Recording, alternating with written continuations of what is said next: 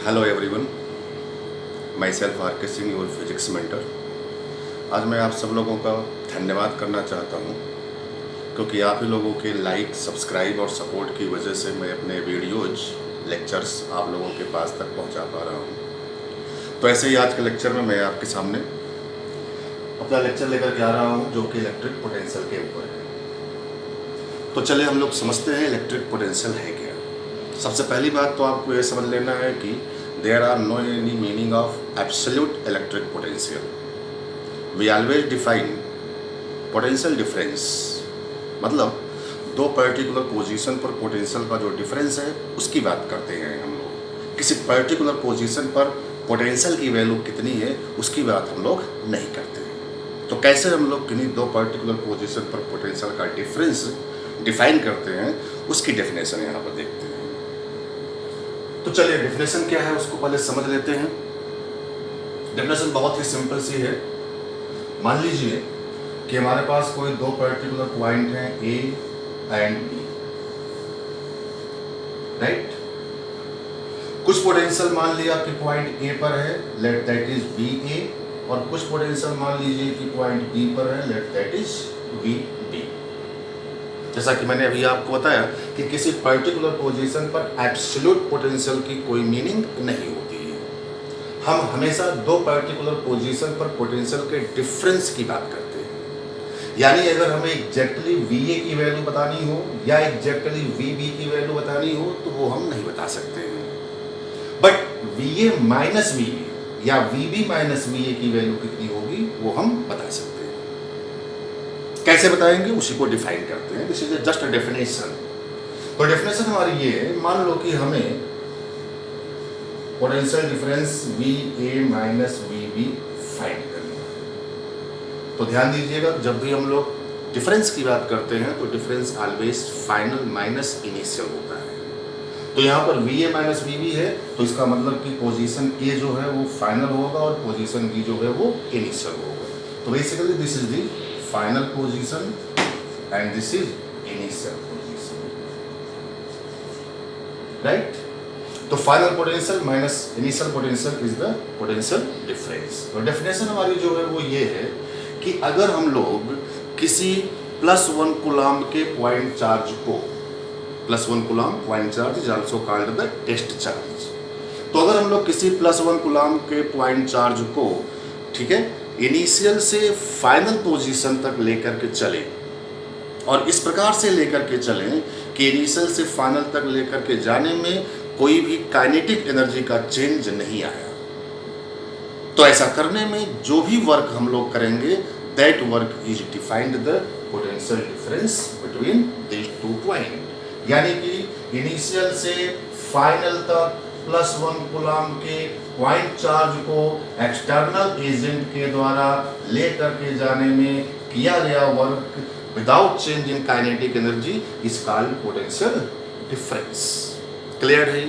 This is the simple definition of the potential difference between two point, right. अब इसी definition को लेकर के हम लोग किसी दिए गए चार्ज की वजह से पोटेंशियल डिफरेंस कितना होगा उस डिफरेंस को कैलकुलेट कर सकते हैं। तो चलिए, अपना टारगेट है potential difference due to +q point charge. हमारे पास एक +q का पॉइंट चार्ज है जिसकी वजह से हमें पोटेंशियल डिफरेंस दो पॉइंट के बीच में निकालना है। तो मान लेते हैं कि वो दो पॉइंट ए और बी है। पॉइंट ए है यहाँ पर, पॉइंट बी यहाँ पर मान लो। पॉइंट चार्ज क्यू से पॉइंट ए की कुछ डिस्टेंस होगी, let that distance is R A. Point charge Q से पॉइंट बी की डिस्टेंस होगी, let that distance is R B. मतलब point A and B at distance R A and R B. यहाँ पर और यहाँ पर जो भी पोटेंशियल होगा उस पोटेंशियल का डिफरेंस अपने को कैलकुलेट करना है। मान लेते हैं कि ए पर पोटेंशियल वी ए है और बी पर पोटेंशियल वी बी है। ये दोनों जो है ए और बी की एब्सोल्यूट पोटेंशियल है, बट इनकी एग्जैक्ट वैल्यू कितनी होगी वो हम लोग डिफाइन नहीं करते हैं। हम लोगों को यहां पर निकालना है VA माइनस VB, यानी पॉइंट ए और पॉइंट बी पर पोटेंशियल का डिफरेंस लिखना है। तो ध्यान दीजिए, VA माइनस VB हम लोग लिख रहे हैं, it means A is the final position and B is the initial position. A is the final position and B is the initial position. और डेफिनेशन क्या है अपनी डिफाइन करने के लिए? डेफिनेशन है कि इनिशियल से फाइनल तक +1 कूलम्ब के पॉइंट चार्ज को यानी टेस्ट चार्ज को लेकर के जाने में एक्सटर्नल एजेंट की वजह से जितना भी वर्क होगा without change in kinetic energy, ध्यान रहे without change in kinetic energy हमें उसे लेकर के जाना है, तो जितना भी वो वर्क करेगा that work is called the potential difference. Clear है? लेकिन डेफिनेशन में मैंने ये कहीं पर भी नहीं बोला है कि वो +1 कूलम्ब का पॉइंट चार्ज जो इनिशियल से फाइनल तक लेके जाना है वो किस पाथ के ऊपर लेकर के जाना है। जैसा कि आप देख रहे हैं कि इनिशियल B से फाइनल A तक जाने के एक नहीं बहुत सारे पाथ पॉसिबल हो सकते हैं। There are infinite number of path possible जिन पर चल करके आप इनिशियल से फाइनल तक पहुंच सकते हैं। डेफिनेशन में ऐसा कहीं पर भी मेंशन्ड नहीं है। तुम्हारे सामने ये प्रॉब्लम आ सकती है कि हम किस पाथ के ऊपर लेकर के चले। तो एक बात यहाँ पर आपको समझना है कि जो कुछ भी हो रहा है वो हमारे इस चार्ज के फील्ड में हो रहा है। This is a positive point charge और इस पॉजिटिव पॉइंट चार्ज की वजह से हर जगह पर एक इलेक्ट्रिक फील्ड होगी और उसी इलेक्ट्रिक फील्ड में ही जो है उस टेस्ट चार्ज को जो है मूव करना है। And we know that electric field is a conservative field. Electric field is a conservative field और कंजर्वेटिव फील्ड के अंदर अगर हम लोग किसी भी चार्ज पार्टिकल को मूव कराएंगे तो वर्क की जो वैल्यू होती है वो पाथ से इंडिपेंडेंट होती है। मतलब यहाँ पर ये आया कि आप +1 कूलम्ब के पॉइंट चार्ज को B से A तक चाहे जिस किसी भी पाथ के ऊपर लेकर के चलो वर्क की वैल्यू क्या आनी है? सेम, क्योंकि हम एक कंजर्वेटिव फील्ड के अंदर मूव कर रहे हैं। तो अब जब ये पाथ के ऊपर डिपेंड ही नहीं करेगा तो हम लोग सबसे सिंपलेस्ट पाथ फॉलो करेंगे and that simplest path is straight path B to A। उस +1 कूलम्ब के चार्ज को हम इसी स्ट्रेट पाथ B से लेकर के A तक आते हैं। तो चलिए +1 कूलम्ब का चार्ज एक्सटर्नल एजेंट B से लेकर के चलना शुरू कर दिया। किसी समय हम लोगों ने देखा कि वो +1 कूलम्ब का पॉइंट चार्ज एक्सटर्नल एजेंट लेकर के यहाँ पर पहुंच चुका है इस पर्टिकुलर पोजीशन में। ये एक्सटर्नल एजेंट है, राइट? ये एक्सटर्नल एजेंट इस +1 कूलम्ब के पॉइंट चार्ज को B से लेकर के A तक आ रहा है स्ट्रेट पाथ के ऊपर चल करके। तो किसी पर्टिकुलर टाइम पर हमने देखा कि वो इस जगह पर पहुंच चुका है और वहां की डिस्टेंस जो है मान लेते हैं R है, यानी पॉइंट चार्ज Q से R की दूरी पर पहुंच चुका है। ध्यान रहे कि इनिशियली जो है इस R की वैल्यू क्या होगी? RB, क्योंकि वो इनिशियली कहां पर था? D पर। फाइनली इस R की वैल्यू क्या होगी? RA, क्योंकि फाइनली उसे कहां पहुंचना है? A पर पहुंचना है। बट जनरल टाइम पर जो है वो मान लिया कि एक R की डिस्टेंस पर पहुंच चुका है। अब अगर वो यहाँ पर पहुंच चुका है तो हम लोग देखते हैं कि इस जगह पर हो क्या रहा है। तो ध्यान दीजिए कि ये +1 कूलम्ब का एक पॉइंट चार्ज टेस्ट चार्ज और ये +2 का चार्ज दोनों जो है सेम साइन के चार्ज हैं, तो दोनों के बीच में रिपल्सन होगा। इलेक्ट्रोस्टैटिक फोर्स लगाएगा ये चार्ज इसके ऊपर, रिपल्सिव फोर्स लगाएगा तो वो रिपल्सिव फोर्स इलेक्ट्रिक फोर्स आगे की ओर लगेगा। This is the electric force Fe, जिसकी न्यूमेरिकल वैल्यू जो होगी Fe = 1/4 पाई एप्सिलॉन नॉट। मान लो ये सारा काम एयर के मीडियम में हो रहा है, Q/R²। 1/4 pi epsilon not Q1 Q2/R² से Q2 की वैल्यू 1 है, Q1 की वैल्यू अगर Q है तो इलेक्ट्रिक फोर्स जो लगा होगा इसके ऊपर that is 1/4 pi epsilon not Q/R², right direction में, क्योंकि रिपल्सन होगा। क्लियर है ये? अब डेफिनेशन पर आते हैं। ध्यान दीजिए डेफिनेशन हमारी क्या है कि +1 कूलम्ब के चार्ज को B से लेकर के A तक हमें जाना है without change in kinetic energy. अच्छा भाई, without change in kinetic energy का मतलब वेलोसिटी क्या हो गई? कांस्टेंट। वेलोसिटी कांस्टेंट तभी होगी जब एक्सेलरेशन की वैल्यू क्या हो जाएगी? 0। इस चार्ज पार्टिकल की एक्सेलरेशन क्या हो जाए? 0। +1 कूलम्ब चार्ज इसको लेके चल रहे हैं वो विदाउट एक्सेलरेशन चलेगी। विदाउट एक्सेलरेशन चलेगा तभी इसकी वेलोसिटी कांस्टेंट होगी और तभी इसकी काइनेटिक एनर्जी क्या हो जाएगी, कांस्टेंट हो जाएगी, यानी काइनेटिक एनर्जी में कोई भी चेंज नहीं आएगा। तो उसके लिए हमें चाहिए कि इसका एक्सेलरेशन जीरो हो और एक्सेलरेशन जीरो होने के लिए इस पर नेट फोर्स क्या होना चाहिए, जीरो। नेट फोर्स जीरो होने के लिए जितना फोर्स आगे लग रहा है उतना ही फोर्स पीछे लगेगा। अब बात आई कि ये जितना फोर्स आगे लग रहा है उतना ही फोर्स पीछे लगना चाहिए, तो पीछे कौन लगाएगा फोर्स, आगे तो इस चार्ज ने लगाया था, इसी के इक्वल और अपोजिट फोर्स जो है इसके ऊपर कौन लगाएगा, वो है ये एक्सटर्नल एजेंट। इसका मतलब हमारे इस एक्सटर्नल एजेंट की जो रिक्वायरमेंट है वो यही है कि हमेशा इसके ऊपर फोर्स को क्या रखे, जीरो। तो इसके ऊपर फोर्स को जीरो करने के लिए एक्सटर्नल एजेंट को जो है लेफ्ट डायरेक्शन में फोर्स लगाना पड़ा होगा और वो फोर्स इसी के इक्वल होना चाहिए, यानी मैग्नीट्यूड में this is also equal to force by applied by external agent. Clear है? ओके, अब हमें फोर्स मिल गया। अब आते हैं वर्क पर, क्योंकि अपना टारगेट है वर्क को निकालना। सबसे पहली बात तो ये देखिए कि जैसे जैसे ये हमारा चार्ज पीछे की ओर आएगा वैसे वैसे आर की वैल्यू कम होगी, आर की वैल्यू कम होगी तो ये फोर्स की वैल्यू बढ़ती जाएगी। फोर्स की वैल्यू बढ़ रहा है, इसका मतलब इस चार्ज का जो मोमेंट हो रहा है वो एक वेरिएबल फोर्स में हो रहा है, और वेरिएबल फोर्स में अगर मोमेंट होता है तो हम लोग जब वर्क निकालते हैं तो उस वर्क को डिफरेंशियल फॉर्म में निकालते हैं। डिफरेंशियल फॉर्म में निकालते हैं, कैसे निकालते हैं? मान लिया कि इस पोजीशन से dr का डिस्प्लेसमेंट पीछे उसने किया, कितना डिस्प्लेसमेंट किया, dr का।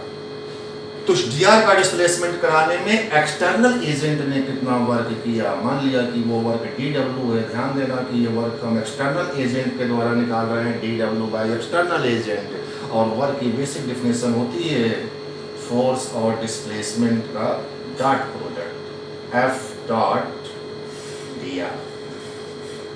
एक्सटर्नल एजेंट भी फोर्स पीछे लगा रहा है, डिस्प्लेसमेंट भी पीछे की ओर हो रहा है, तो दोनों के बीच का एंगल जो है 0 डिग्री होगा। तो अगर एंगल 0 डिग्री हुआ है तो डॉट प्रोडक्ट की डेफिनेशन से a dot b equal to ab cos theta, theta की वैल्यू 0 हो रही है तो this is equal to f external into dr, right. Put the value of f external, and f external की value आपके सामने है, this is equal to q by 4 pi epsilon naught r square into dr। अब यहाँ पर एक चीज और ध्यान देना है, जैसे जैसे हम लोग b से a तक आते जाएंगे वैसे वैसे r की वैल्यू क्या हो रही है भाई, डिक्रीज।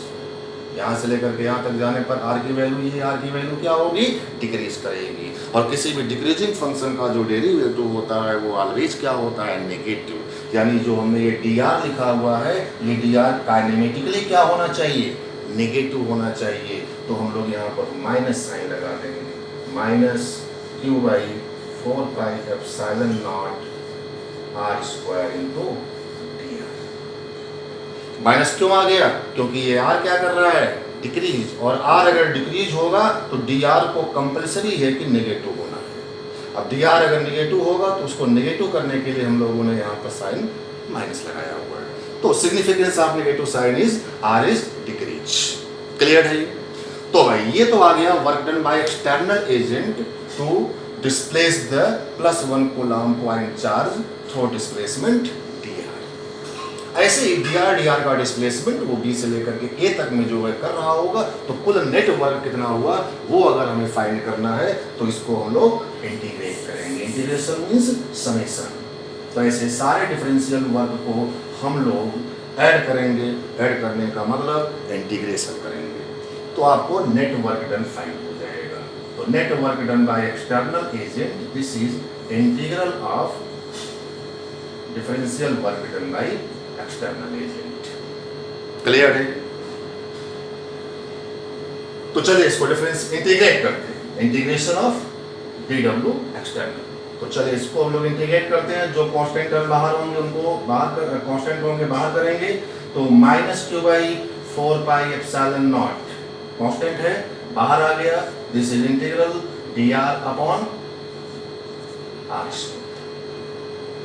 लिमिट लगाते हैं, लिमिट देखिए इनिशियल लिमिट क्या है आर के लिए, आर के लिए इनिशियल लिमिट आर बी और फाइनल लिमिट आर के लिए क्या होगी आर ए।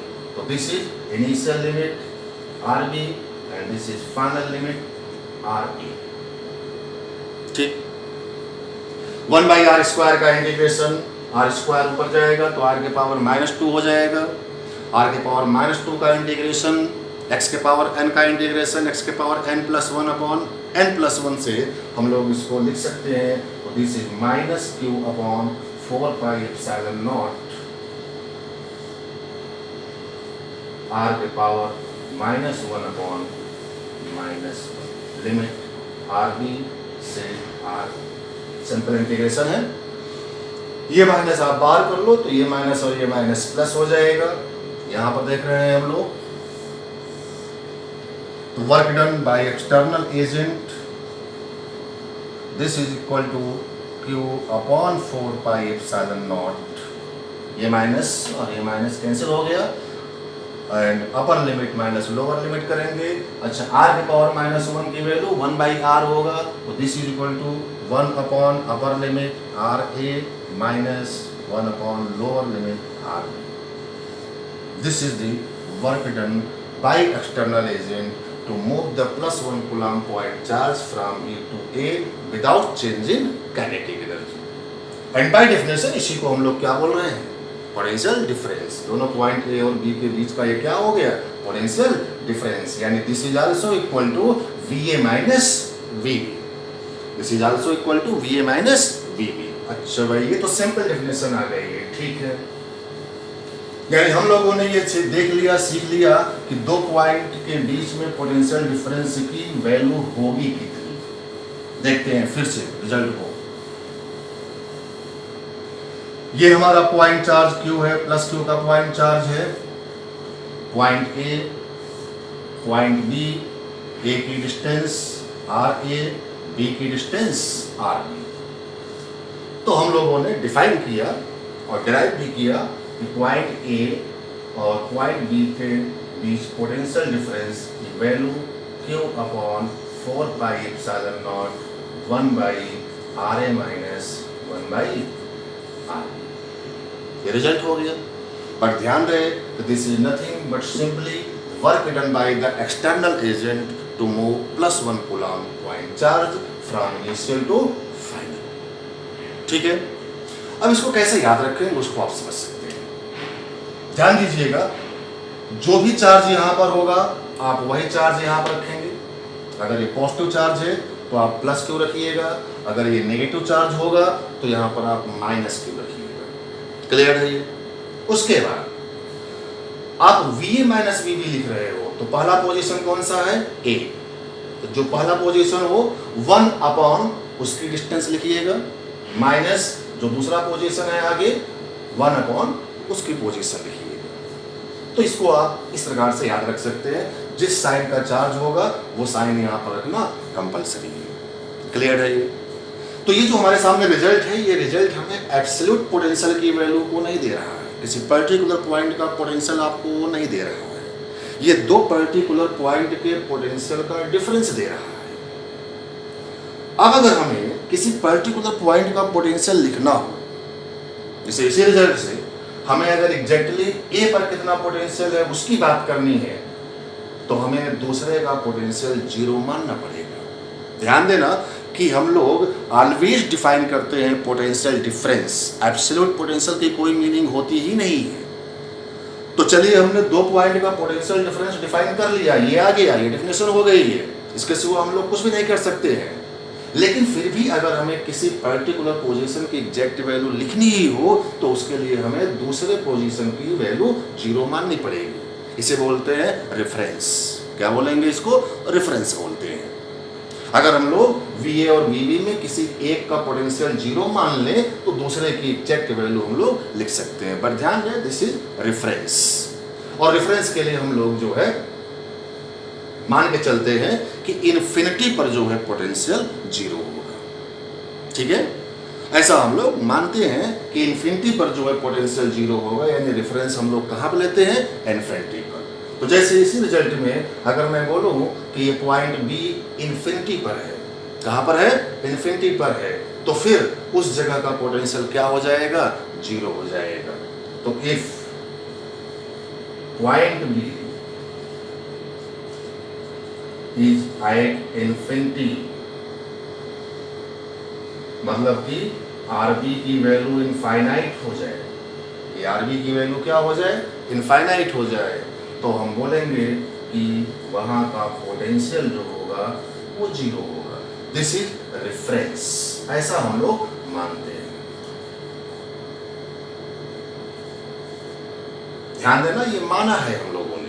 रेफरेंस कहीं भी मान सकते हैं, जब तक क्वेश्चन में मेंशन न किया जाए हम लोग इन्फिनिटी पर ही मानेंगे। बट ध्यान रहे, किसी पर्टिकुलर क्वेश्चन में अगर रेफरेंस उसने किसी एक जगह पर दे दिया तो आपको वहीं पर पोटेंशियल जीरो लेना होगा, इन्फिनिटी पर नहीं फिर लेना होगा। बट अगर क्वेश्चन में मेंशन नहीं होगा तो आप इन्फिनिटी पर ही उसको जीरो मानेंगे।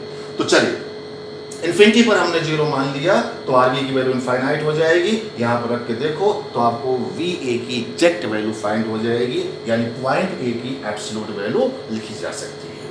तो V A is equal to, V B की वैल्यू जीरो हो चुकी है, this is equal to Q by 4 pi epsilon naught 1 by R A. R B की वैल्यू आप इनफाइनाइट रखोगे, आरबी की वैल्यू इनफाइनाइट होगा तो 1 बाई इनफाइनाइट की वैल्यू जीरो हो जाएगी। तो this is the absolute potential at position A. पर ध्यान रखिएगा, ये भले ही एब्सोल्यूट पोटेंशियल एट पोजीशन ए है, लेकिन ये इन्फिनिटी के रिस्पेक्ट में है, क्योंकि आपने इन्फिनिटी पर जीरो माना हुआ है। This potential is written with respect to infinity, with respect to infinity, where we take potential is zero. Clear है ये? जैसे एक पर्टिकुलर क्वेश्चन में देखते हैं इसको, मान लीजिए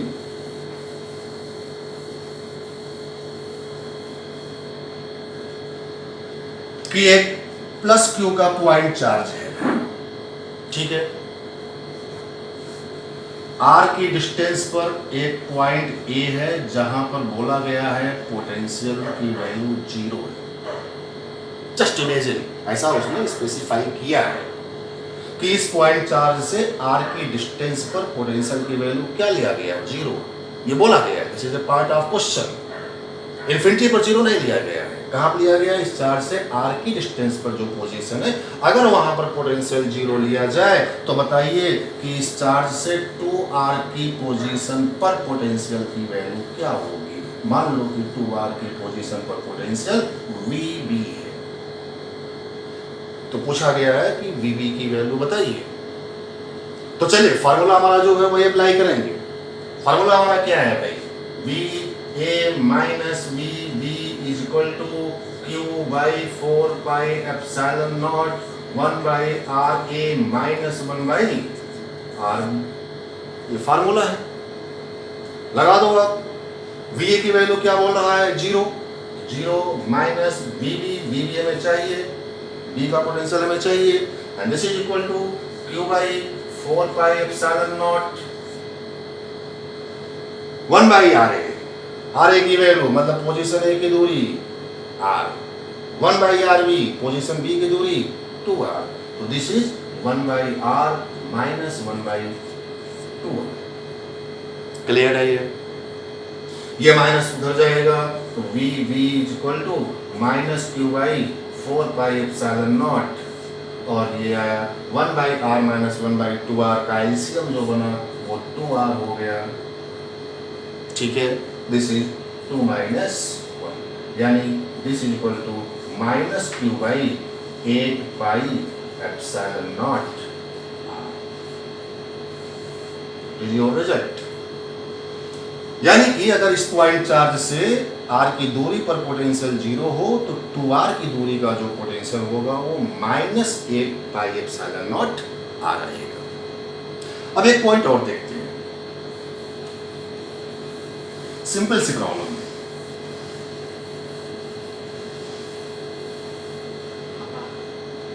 क्वेश्चन में आपसे ये बोल रहा है कि अगर एक प्लस क्यू का पॉइंट चार्ज है तो इसकी वजह से जो पोटेंशियल होगा वो potential must be positive.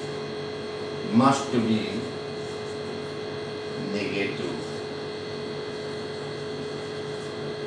may be positive और नेगेटिव। क्या पूछा गया है कि एक पॉइंट चार्ज की वजह से प्लस पॉइंट चार्ज की वजह से, चार्ज इज पॉजिटिव, ये पॉजिटिव चार्ज की वजह से पोटेंशियल की जो वैल्यू होगी वो पॉजिटिव होना कंपलसरी है, नेगेटिव होना कंपलसरी है, या फिर पॉजिटिव और नेगेटिव कुछ भी हो सकता है। तो इसका correct answer may be positive और नेगेटिव। क्योंकि हम लोग एब्सोल्यूट पोटेंशियल की तो बात करते ही नहीं है, हम लोग बात किसकी करते हैं, पोटेंशियल डिफरेंस की बात करते हैं। और एब्सोल्यूट पोटेंशियल के लिए हम लोग रेफरेंस लेवल लेते हैं, और रेफरेंस लेवल लेना अपने ऊपर है, कहीं पर भी ले सकते हैं। तो जैसा कि अभी मैंने आपको बताया कि ध्यान से देखिएगा कि अगर जो है प्लस क्यू का पॉइंट चार्ज है, इससे आर की दूरी पर पोटेंशियल लिखना हो तो that potential is equal to plus Q upon 4 pi epsilon naught times of R. ये रिजल्ट आया था अपने पास, लेकिन मैंने साथ ही साथ ये भी बताया था कि रिजल्ट कहाँ के लिए, कब के लिए, जब रेफरेंस पोजीशन कहाँ पर लिया गया हो। Reference is at infinity, infinity का मतलब पोटेंशियल एट इन्फिनिटी क्या लिया गया था, 0। अगर मैं इन्फिनिटी पर पोटेंशियल 0 ले लूंगा तब जाकर के इस पॉजिटिव चार्ज की वजह से पोटेंशियल क्या आ रहा है, पॉजिटिव। जैसा कि अभी इसके प्रीवियस क्वेश्चन में हम लोगों ने देखा था कि पोटेंशियल की वैल्यू नेगेटिव आ गई थी, चार्ज हमने पॉजिटिव ही लिया था, ठीक है। और अगर यहाँ पर r की दूरी पर पोटेंशियल को मैं 0 ले लूं तो 2r की दूरी पर जो पोटेंशियल की वैल्यू आई थी, this is minus q by 8 pi epsilon naught times of r आया था। मतलब चार्ज पॉजिटिव है, चार्ज पॉजिटिव है, यहाँ पर पोटेंशियल पॉजिटिव आ रहा है और यहाँ पर पोटेंशियल क्या आ रहा है, नेगेटिव आ रहा है। मतलब कि डिपेंड करेगा कि रेफरेंस हम लोग कहाँ पे ले रहे हैं। हाँ, अगर रेफरेंस इन्फिनिटी पर होगा तब जो है पोटेंशियल मस्ट भी पॉजिटिव आएगा, लेकिन अगर रेफरेंस हम लोग बदलेंगे तो पोटेंशियल पॉजिटिव भी आ सकता है और नेगेटिव भी आ सकता है। क्लियर है? ये बहुत बेसिक सी चीज है, हमने इसमें आपको सिर्फ डेफिनेशन बताई है कि पोटेंशियल को हम लोग बेसिकली डिफाइन करते कैसे हैं। अब हम लोग इसको थोड़ा सा जो है और टेक्निकल वे में अगर डिस्कस करें, जहां से हमें न्यूमेरिकल सॉल्व करने में हेल्प होगी, तो उसे सीखने की जरूरत होगी। यानी हम लोग बात करने वाले हैं पोटेंशियल और डिस्टेंस के ग्राफ पर, ठीक है। पोटेंशियल और डिस्टेंस का ग्राफ बहुत ही इंपॉर्टेंट है, और जब तक आप इस ग्राफ को नहीं सीखोगे तब तक जो है आप एक लेवल की प्रॉब्लम्स को जो है डिस्कस नहीं कर पाओगे। तो आज के लेक्चर में सिर्फ मैंने आपको पोटेंशियल को डिफाइन किया है, और इसके सेकंड पार्ट को भी मैं आपके सामने ले आऊँगा। इसके जस्ट लेक्चर में मैं इसके आगे इस पर ग्राफ की बात करने वाला हूँ, और उन ग्राफ की हेल्प से जो है कैसे हम लोग जो है प्रॉब्लम्स को सॉल्व करेंगे उसको सीखेंगे। क्लियर है? तो ठीक, इसको आप समझिए, नोट करिए, और अगले लेक्चर में हम लोग इस पर ग्राफ पर डिस्कशन करेंगे। Okay, thank you very much.